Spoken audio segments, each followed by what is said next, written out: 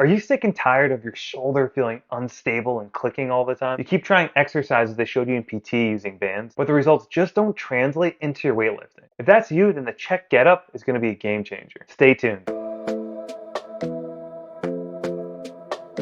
Today I'm going to cover 3 variations of the Czech Get Up that you can do while you're watching this video that progresses from easiest to hardest. The series is going to start with Czech Get Up 5 to 7, which involves the elbow. We're going to move to Czech Get Up 5 to 8, which involves pushing off the hand.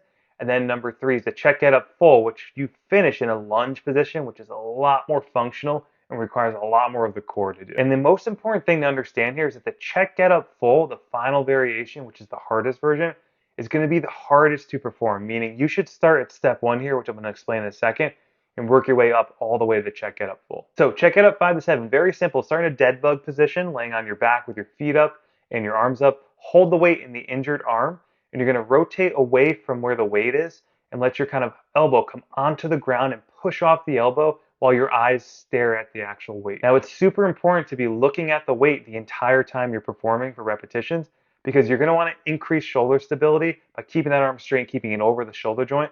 You're going to be working the core and the shoulder at the same time. And this one, you want to keep the sets and reps pretty low. Typically, we do anywhere from 2 to 3 sets of 5 to 6 reps. Now, when that's gotten easy, you can progress all the way from Czech 5 to 7 off the elbow to Czech 5 to 8, where you're pushing off of the hand. This exercise starts in the same position, right? Weight's in the same injured arm.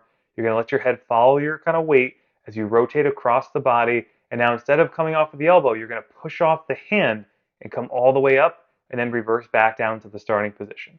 So if you watch it again, it's the same exact thing. You're pushing off the elbow to come up and then pushing off the hand and then reversing. And this just requires more shoulder stability. It's a little bit harder, requiring a little more core work in both shoulders to work, not just the one that's holding the arm. And just like the previous one, you want to do anywhere from 2 to 3 sets of 5 to 6 repetitions. And if you want to know when to progress from Czech 5 to 7 to Czech 5 to 8, this is when you should do it. When you're using a weight that's pretty easy and you can do 2 to 3 sets of 5 to 6 reps, instead of increasing the weight, instead progress to the next variation of the exercise. All right, and this takes us to our full final variation here called the Czech Get Up Full. Now the Czech Get Up Full is very similar, right? Now we're just putting all the pieces together for the Czech Get Up 5 to 7, Czech Get Up 5 to 8, and pushing ourselves into a half kneeling lunge position to finish. So you're going to start the same way as you did in the first variation, right? On the kind of back with the arm holding the weight.